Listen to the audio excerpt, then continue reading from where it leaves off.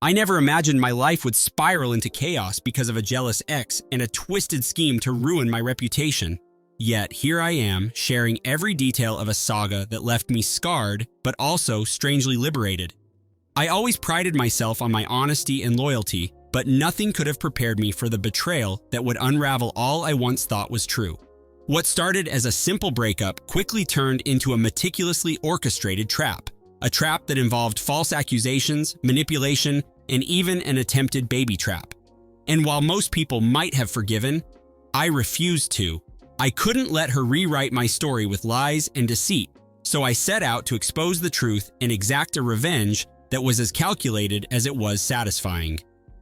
My story began almost a year ago when I and Marissa, as I'll call her, ended our relationship. On the surface, it seemed like an amicable parting. We had our disagreements, sure, but nothing too dramatic. I even believed that we had both moved on. However, as the weeks turned into months, things took a dark turn. Marissa, whose jealousy and need for control I had underestimated, started insinuating to mutual friends, and eventually to my family, that I had been unfaithful. At first, I brushed off the rumors as the usual bitterness of a breakup. Yet, soon enough, I began to notice that the whispers were growing louder, more insistent. It all came crashing down one humid Thursday afternoon when I received a call from my sister. Her voice trembled as she recounted how a distant cousin had confronted her with shocking news. Marissa was pregnant. My immediate thought was that it might have been mine, a mistake, a misstep in our turbulent relationship that I couldn't remember ever committing. My mind raced back to the last time we were together, trying to recall any misstep, any stray moment that could have been misinterpreted. Nothing fit. The more I considered it, the more I realized that there was a discrepancy. I was not the man responsible for this pregnancy, and yet Marissa was building an elaborate narrative where I was the guilty party. I spent sleepless nights trying to piece together any evidence that could exonerate me. Every memory was scrutinized until it felt like I was tearing myself apart. The gnawing suspicion that I had been set up by someone I once loved slowly turned into a burning determination to uncover the truth. I started by going over every conversation we had, every argument, every unspoken nuance. The answer was hidden in plain sight. The details of Marissa's behavior, the frequent unexplained absences, and the furtive phone calls. There was a pattern emerging, one that pointed away from me and toward someone else. But to expose her, I needed evidence, concrete proof that Marissa was not only lying about my infidelity, but also living a double life. My first breakthrough came when I discreetly contacted a mutual friend who had remained in touch with her. Over coffee, in a quiet, out-of-the-way diner, I pressed for details about her recent behavior. Hesitantly, my friend admitted that Marissa had been spending unusually long hours with a coworker, someone she described as too charming for his own good. This tidbit, seemingly trivial, was the spark I needed. I began gathering scraps of conversation and social media posts that hinted at secret meetings, clandestine rendezvous, and a life that did not include me. The more I uncovered, the more it became clear. Marissa had been deceiving everyone, accusing me of infidelity to deflect attention from her own indiscretions. Armed with this information, I hired a private investigator. I wasn't a man to stoop to the level of paranoia, but I needed undeniable proof. Over several weeks, the investigator compiled records of Marissa's movements, phone records, and even photos that captured moments of intimacy with her coworker. Each piece of evidence reinforced the narrative that she had been unfaithful long before the pregnancy was announced. The revelation hit me like a ton of bricks. Not only was I being falsely accused, but I was also being used as a scapegoat to cover up her betrayal. Once the evidence was laid out, I had two choices. I could either confront her directly or let the truth unravel naturally. Confronting her would give her the chance to twist the narrative further, to play the victim once more. Instead, I decided to use her deceit against her. I meticulously collected every document, every photograph, every message, and stored them securely.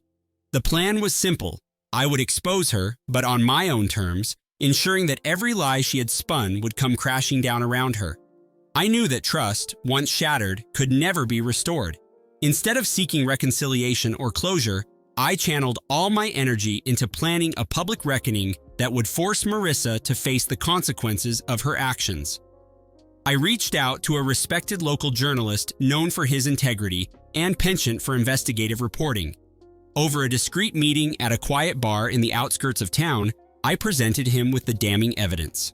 I spoke calmly and methodically about the inconsistencies in Marissa's story, the hidden texts, and the photographs that painted an entirely different picture from the one she had crafted. The journalist was intrigued. He had heard whispers of a scandal involving a well-known local figure and a series of false accusations, but nothing concrete. He assured me that he would look into the matter further. It was a nerve-wracking wait, as I wondered if justice would be served or if Marissa would manage to pull another fast one. Days later, a feature article hit the front page of the local paper, titled "The Lies That Bind: A Scandal in Our Midst." It detailed how Marissa had manipulated those closest to her, exploiting her position to trap an innocent man in a web of deceit. The fallout was immediate and catastrophic for her. Friends, family, and even her coworkers distanced themselves once they learned the truth. I wasn't looking for sympathy or vindication from the public. I simply wanted the truth out. As the scandal escalated, Marissa's carefully constructed facade began to crumble.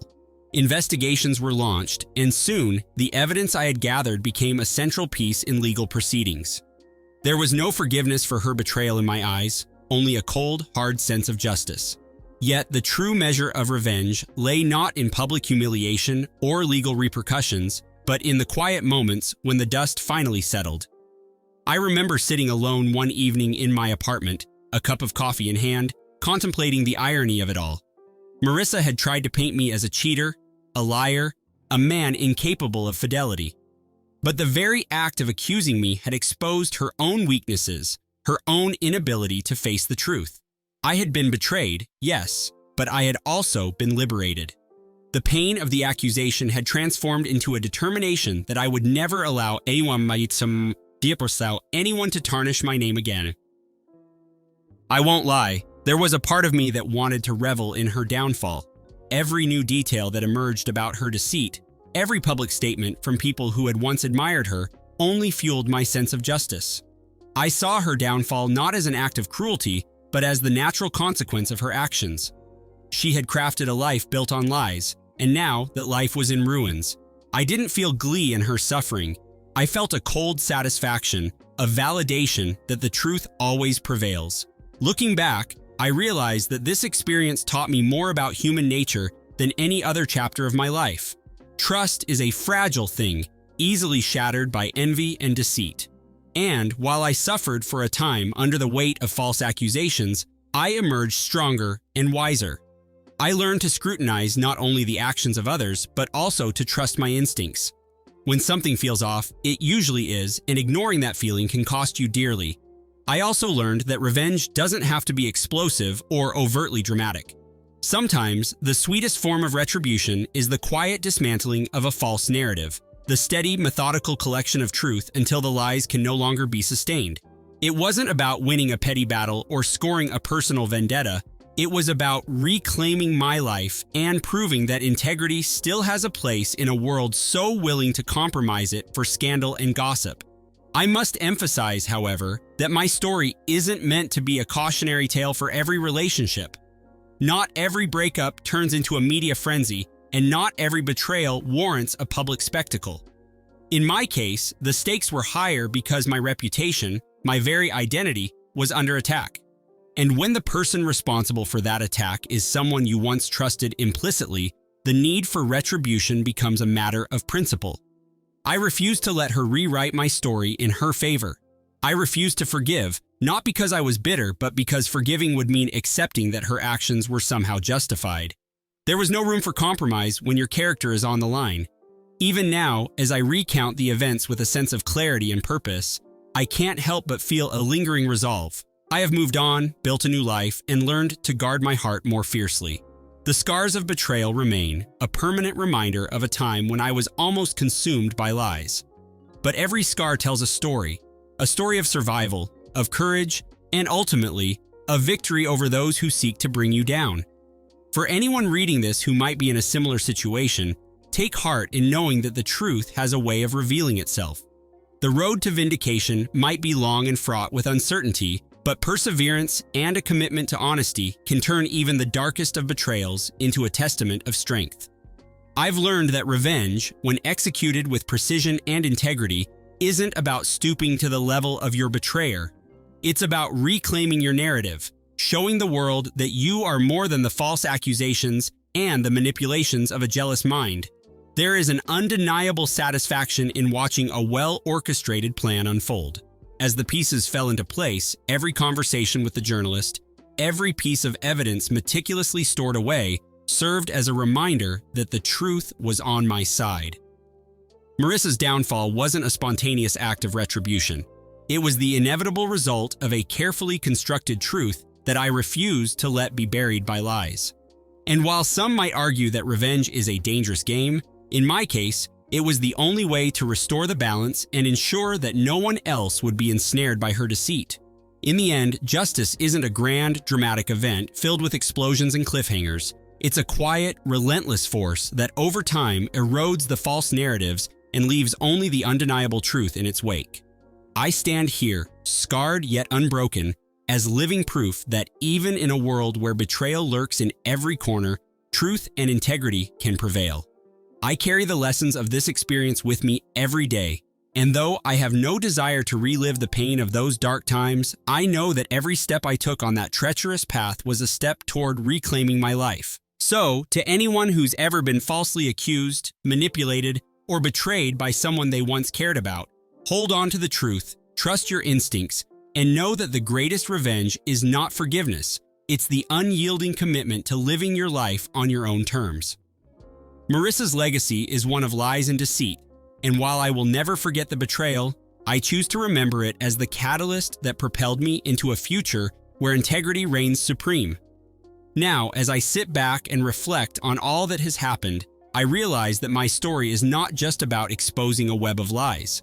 It is also about the resilience of the human spirit and the relentless pursuit of truth. I have learned that the pain of betrayal, as deep as it might cut, can eventually transform into a powerful force for change, a force that pushes you to stand up, speak out, and ensure that those who attempt to destroy your life with falsehoods are met with the unvarnished light of truth.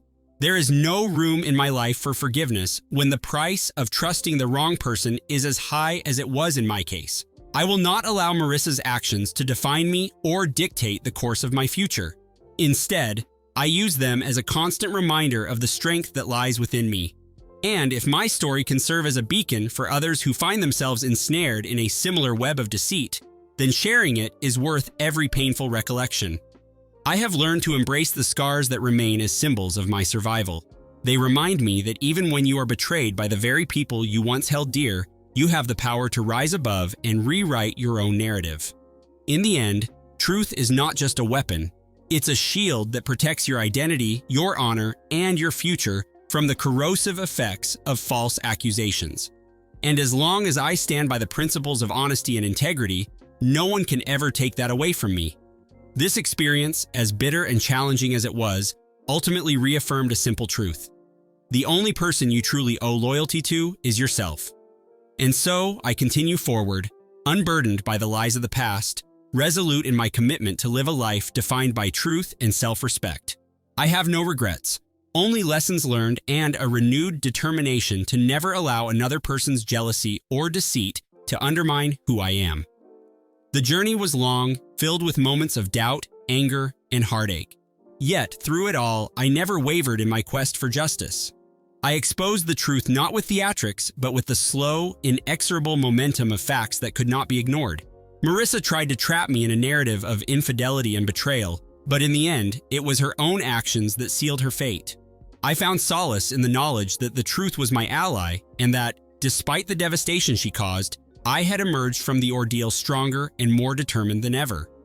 So here I am, sharing my story not to seek pity or applause, but to remind everyone that even in the face of deep betrayal, the truth will eventually set you free. And if you ever find yourself ensnared in a web of lies, remember, the most satisfying revenge is not forgiveness. It's the undeniable, unyielding proclamation of your own truth. I refuse to let anyone tarnish my name or manipulate my life again. The scars may remain, but they are badges of honor, proof that I survived the darkness and emerged into the light.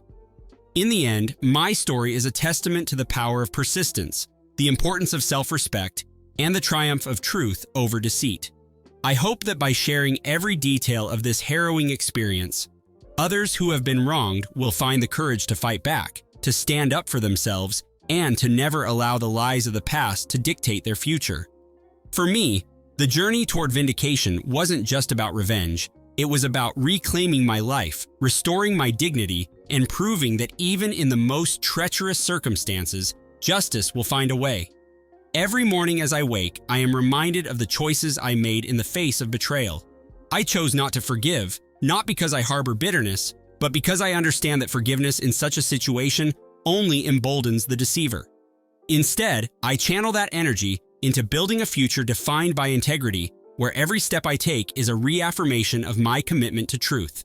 And while the memory of Marissa's deception still lingers, it no longer haunts me, it empowers me. I am free from the confines of her lies, and with each new day, I grow stronger, more vigilant, and more determined to protect what is rightfully mine.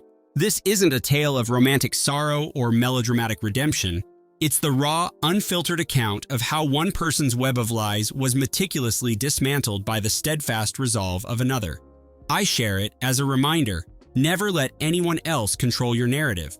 Stand firm, seek the truth, and if necessary, unleash a storm of retribution that leaves no room for deceit to thrive. I did, and I will continue to do so every day, in every moment. And so, with the final pieces of my shattered past now gathered and arranged to form an unassailable picture of truth, I move forward unburdened by regret. My name, my honor, and my future are mine alone, reclaimed from the clutches of jealousy and deception. This is my story, a story of betrayal, determination, and the unwavering resolve to let the truth reign supreme. I share it not out of malice, but as a beacon of hope for anyone who has been wronged. Remember, truth is a force that, when wielded with unwavering conviction, will always prevail. There is no greater satisfaction than knowing that justice has been served. I look back on those turbulent times with a mixture of sorrow and pride. Sorrow for the pain inflicted by someone I once trusted, and pride for the relentless pursuit of truth that ultimately set me free. No amount of manipulation or falsehoods can undo the fact that I reclaimed my narrative and emerged victorious. I chose not to forgive because forgiveness would have meant accepting a lie. And that is something I simply cannot do. Every moment of that painful chapter taught me that the most powerful revenge is not found in petty acts of spite, but in the resolute, unyielding commitment to live a life defined by truth. I will never forget the lessons learned, nor will I ever allow anyone to diminish my worth with unfounded accusations. The path was long and arduous, but every step taken was a testament to the resilience of the human spirit. And as I continue to build my life on the foundation of integrity, I carry with me the conviction that no amount of deceit can ever tarnish the truth. In sharing my journey, I hope you see that even in the darkest moments, there is a spark of hope. A spark that can ignite the fire of retribution and lead you to a future where your truth stands unchallenged. I will forever remain unapologetic for the choices I made, for they were the choices that ultimately restored my honor. And while the pain of betrayal will always be a part of me, it is also a reminder of the strength I discovered in the process of overcoming it.